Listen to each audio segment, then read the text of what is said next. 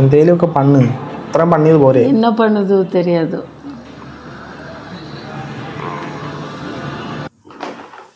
അതിനകത്തെ ഒരു പ്രശ്നം ഉണ്ടല്ലോ, ഒരു പ്രശ്നം കാണുന്നുണ്ടല്ലോ.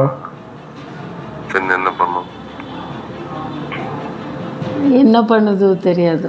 ആ നമ്പര് നമുക്ക് നേരിട്ട് ഹോട്ടൽ എടുത്താലോ? ആ ഹോട്ടൽ ബുക്ക് பண்ணാം. Okay okay. ഇതെന്താ സംഭവം എന്ന് ചോദിച്ചു കഴിഞ്ഞാൽ, തൃശ്ശൂര് പെരിങ്ങോട്ടുകര അമ്പലത്തിലെ ക്ഷേത്രത്തിലെ പൂജാരിയായ അരുൺ, അദ്ദേഹം ഒരു പെൺകുട്ടിയായിട്ട്, കർണാടകയിൽ ഒരു പെൺകുട്ടിയായിട്ട് നമുക്ക് റൂം എടുക്കലാമോ, നമുക്കൊന്നിച്ചിരിക്കലാമോ എന്ന് പറഞ്ഞ് സംസാരിക്കുന്ന കോളിൻ്റെ ഒരു ശകലമാണ് നിങ്ങൾ കേട്ടത്. ഈ പുള്ളിക്കാരൻ ആ പെൺകുട്ടിയെ തൃശ്ശൂരേക്ക് വിളിച്ചു വരുത്തി പീഡിപ്പിച്ചു. ആ പുള്ളിക്കാരുടെ കേസിൽ ഇയാളെ അറസ്റ്റ് ചെയ്ത് കൊണ്ടുപോയിട്ടുണ്ട്. ഇതാണ് സംഭവം. വിശദമായിട്ട് നമുക്ക് കാണാം. കൂടുതൽ ലാഗ് അടുപ്പിക്കുന്നില്ല, നേരെ വീഡിയോയിലേക്ക് കിടക്കാം.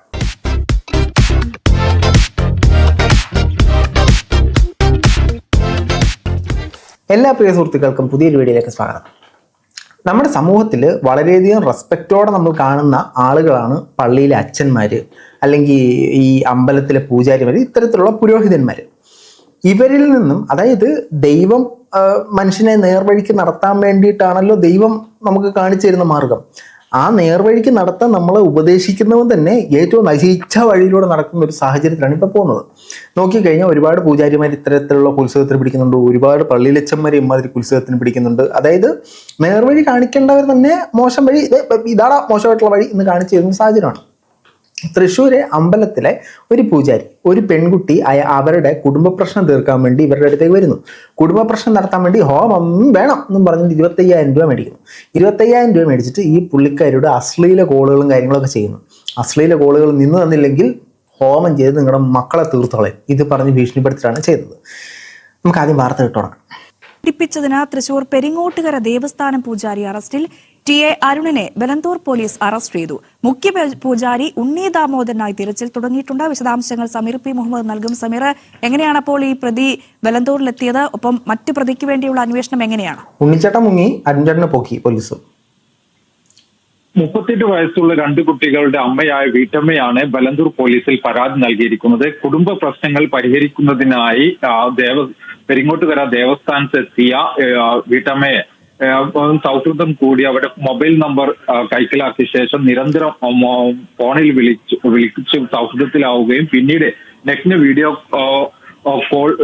കോളിലൂടെ നഗ്നത പകർത്തി പീഡിപ്പിച്ചു എന്നാണ് പരാതിയിൽ പറയുന്നത്. ഈ ദേവസ്ഥാനത്തെ ജീവനക്കാരനാണ് ടി.എ. അരുൺ എന്നയാള്. അരുൺ ആളും അതോടൊപ്പം തന്നെ മുഖ്യ പൂജാരിയായ ഉണ്ണി ദാമോദരന്റെ അറിവോട് കൂടിയാണ് പീഡനം നടത്തിയത് എന്നാണ് പരാതിയിൽ പറയുന്നത്. ഇതിന്റെ അടിസ്ഥാനത്തിലാണ് ബംഗളൂരു വെലന്തൂർ പോലീസ് കഴിഞ്ഞ ദിവസം തൃശ്ശൂരിലെ മുഖ്യ പൂജാരിയുടെ അറിവോടുകൂടിയാണ് ചെയ്തത്. ഈ മുഖ്യ പൂജാരിയെ കണ്ടു കഴിഞ്ഞാൽ അത്യാവശ്യം പ്രായമുണ്ട്.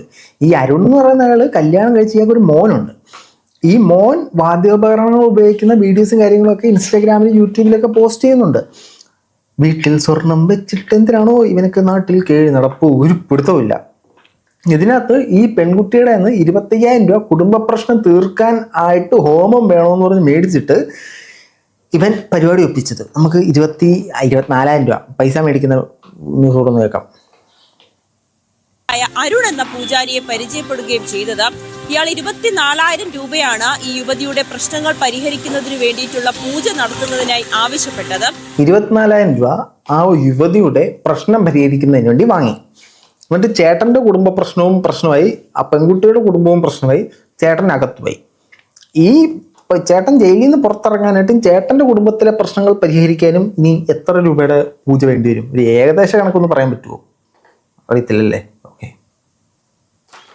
അങ്ങനെയാണ് യുവതിയുടെ നമ്പറും ഇയാൾ വാങ്ങുകയും ചെയ്തത്. പിന്നീട് യുവതി തിരിച്ചു പോയ സമയത്ത് ഇയാൾ വീഡിയോ കോളിൽ വിളിച്ച്, വാട്സപ്പ് വീഡിയോ കോളിൽ വിളിച്ച് നഗ്നനായി നിന്നുകൊണ്ട് സംസാരിക്കാനൊക്കെ ആവശ്യപ്പെടുകയും ചെയ്തു. ഇയാളും നഗ്നനായി നിന്നിരുന്നു എന്നാണ് മനസ്സിലാകുന്നത്. അങ്ങനെ ഇയാളും നഗ്നനാണ്, അവരും നഗ്നനാവണം, എന്നിട്ട് രണ്ടുപേരും കൂടെ കോൾ ചെയ്തിട്ട് ഹോമം ചെയ്യണം, എന്നാലേ പ്രശ്നങ്ങളൊക്കെ തീരത്തുള്ളൂ. 24,000 രൂപ ഇയാൾ മേടിച്ചിട്ട് ഇയാൾ നഗ്നനായിട്ട് അങ്ങോട്ട് കാണിച്ചു കൊടുത്തു. പിന്നെ നമ്മുടെ നാട്ടിൽ വേറൊരു പണിയില്ല പറയുന്നത്, ഛേ അങ്ങനെ ഒന്നും ആയിരിക്കത്തില്ലല്ലേ, വികാരത്തിന്റെ പുറത്ത് ചെയ്തിരിക്കും. നമ്മളൊന്നും ചിന്തിക്കാൻ പാടില്ല. ഈ പ്രകൃതി വിരുദ്ധ പീഡനത്തിനൊക്കെ ഇവരെ നിർബന്ധിച്ചു എന്നാണ് നമുക്ക് ഏറ്റവും ഒടുവിലായി ലഭിക്കുന്ന വിവരം അനുസരിച്ച് മനസ്സിലാകുന്നത്. അങ്ങനെ യുവതിയോട് നഗ്നയായി നിന്നുകൊണ്ട് വീഡിയോ കോളിൽ വരാൻ ആവശ്യപ്പെടുന്നുണ്ട്. യുവതി അത് നിഷേധിച്ചപ്പോൾ ഈ പൂജാരിയായിട്ടുള്ള അരുൺ പറഞ്ഞത് അങ്ങനെയാണെങ്കിൽ കുടുംബത്തെ തകർക്കുന്നതിന് വേണ്ടി, പ്രത്യേകിച്ച് കുട്ടികളെ അപായപ്പെടുത്തുന്നതിന് വേണ്ടിയിട്ടുള്ള ചില പൂജകൾ ചെയ്യുമെന്ന് പറഞ്ഞ് ഭീഷണിപ്പെടുത്തുകയും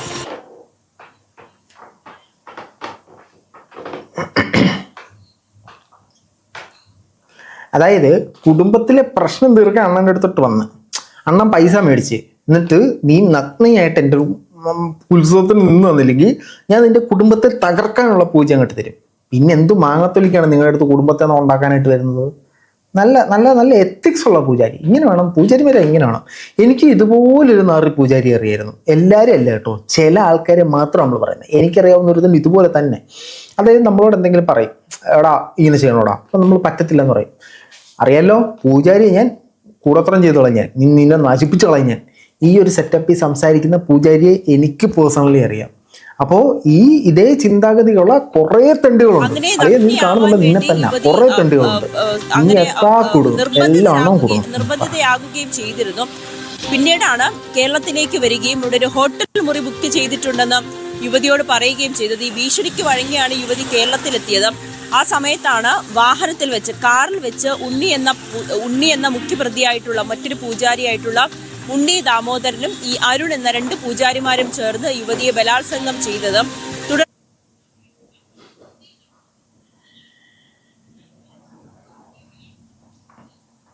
ഓക്കെ, വന്ന് കാറിൽ വെച്ചിട്ട് ഉണ്ണിച്ചേട്ടൻ പരിപാടി തുടങ്ങി. ഉണ്ണിച്ചേട്ടൻ ഇപ്പോൾ ഒരൊറ്റ മുങ്ങൽ അങ്ങ് വെച്ച് കൊടുത്തിട്ടുണ്ട്, ഇതുവരെ പൊങ്ങിയിട്ടില്ല.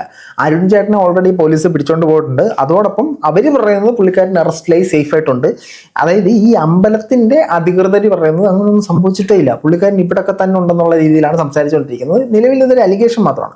പോലീസും പറയുന്നു ഈ പുള്ളിയായിട്ടുള്ള സംസാരങ്ങളും ഇദ്ദേഹത്തെ ചോദ്യം ചെയ്യണം, ഈ ചാറ്റുകൾ ഒന്നുകൂടെ റീചെക്ക് ചെയ്യണം, ഈ പെൺകുട്ടിയുടെ മൊഴി ഒന്നുകൂടെ എടുക്കണമെന്ന് പറയുന്നുണ്ട്. ഇതിന് പിന്നിലെ കാരണം ഇതൊരു ഹണി ട്രാപ്പ് ആണോ എന്ന് പോലീസിന് സംശയമുണ്ട്. അപ്പൊ ഇത് ക്ലാരിഫൈ ചെയ്തിട്ടില്ല. നിലവിലെ സാഹചര്യത്തിൽ ഈ പുള്ളിക്കാരൻ കുറ്റക്കാരനായിട്ട് തെളിഞ്ഞിട്ടില്ല, കുറ്റാരോപിതനായിട്ട് തന്നെ നിലവിൽ തുടരുന്ന സാഹചര്യമാണ്. ഇൻ കേസ് ഹണി ട്രാപ്പ് ആണെങ്കിൽ പോലും ഒരു അമ്പലത്തിലെ പൂജാരി അല്ലെങ്കിൽ അമ്പലത്തിൽ ആ നാട്ടിലുള്ള ജനങ്ങൾ ഒരു പ്രശ്നം വരുമ്പോൾ ഓടി വരികയും അവർക്ക് നല്ല വഴി പറഞ്ഞു കൊടുക്കുകയും ചെയ്യുന്ന ആൾ തന്നെ ഇത്തരത്തിലൊരു വഴിയിലൂടെ പോകുമ്പോൾ ഹണി ട്രാപ്പ് ആണെങ്കിലും ഇയാൾ കുടുങ്ങണമെന്നേ ഞാൻ പറയത്തുള്ളൂ. ഇനി ഇയാൾ ആ പെൺകുട്ടിയെ വിളിച്ചിട്ട് നമുക്ക് റൂം എടുക്കലാമ, അന്ത റൂമിൽ നിന്റെ ഫ്രണ്ടിനെ വിടേ, ഇന്ത റൂമിൽ നമുക്ക് 2 വിടാം എന്നൊക്കെ പറയുന്ന സാധനങ്ങൾ നമുക്കൊന്ന് കേൾക്കാം. Hello sir. சொல்லுங்க சார். நான் இங்கே ஆஃபீஸில் வெளியில் வந்தேன் இப்போ. ശരിയൊക്കെ ഉണ്ട്. പിന്നെ മുറിഞ്ഞ സൗഖ്യം. ചായ സാക്കട. இப்போ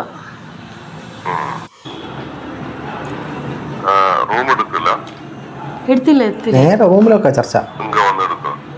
ஆமாம் ஆமாம்.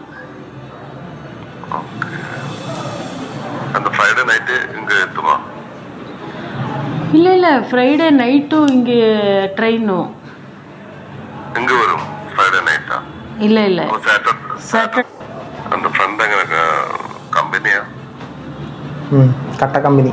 இல்லை எனக்கு க்ளோஸ் ஃப்ரெண்டு தான்.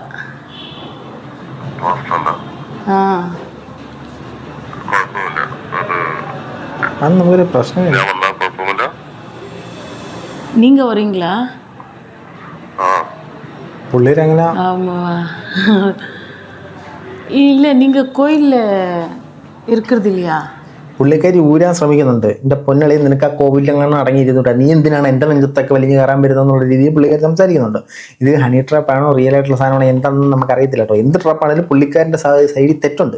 ഈ പുള്ളിക്കാരൻ ഈ വീഡിയോക്കകത്ത് മൊത്തം നമുക്ക് റൂം എടുക്കലാമാ, നിന്റെ ഫ്രണ്ടിനെ അന്ത റൂമിലാക്കലാമാ, നമ്മൾ 2 കൂടി ഇന്ത റൂമിൽ പോകലാമാ, ഇന്ത റൂമിൽ നമ്മൾ ഇരിക്കലാമാ, 1 അവറിൽ ഞാൻ ആ റൂമിലേക്ക് വരലാമാ, ഞാൻ ഇന്ത റൂമിലേക്ക് വരുന്നതിന് നിന്റെ കൂട്ടുകാരിക്ക് പ്രശ്നം ഉണ്ടാകലല്ല എന്നൊക്കെ പറഞ്ഞുകൊണ്ട് എന്തൊക്കെയോ പുള്ളിക്കാരൻ ചോദിക്കുന്നുണ്ട്. அப்புறமா நீங்க வரீங்களா? എപ്പറം? നമുക്ക് നേരിട്ട് ഹോട്ടൽ എടുത്താലോ? നേരിട്ട് ഹോട്ടൽ. ഹോട്ടൽ ബുക്ക് പണം. ബുക്ക് പണ്ണ് കൊടുക്കണമെന്ന് പറയാൻ കിട്ടും. എന്തെത്ര സമയം? ഓക്കെ ഓക്കെ പറഞ്ഞു. ചേട്ടൻ ആകർഷനായി. വലിയ ആലോചനയില്ല. என்ன டைம் ட்ரெயின் திரும்பி அங்க திரும்பி ட்ரெயின் டைம் தெரியும் ഞാൻ നിങ്ങൾ റൂമിൽ വന്നാൽ പ്രശ്നം വെക്കാങ്ക. என் ஃப்ரெண்ட் நான் ஒரு ரூம் தான் பண்ணுவேன். ഒരു റൂമിൽ ഞാൻ അങ്ങ് വന്ന പ്രോബ്ലം இருக்கா? ஆமா பின்ன யாருன்னு சொல்றது, என்ன சொல்றது? പിന്നെ என்ன பண்ணும்? എന്തേലുമൊക്കെ പണ്ണ്. ഇത്രയും പണിയത് പോരെ? என்ன பண்ணுது தெரியாது.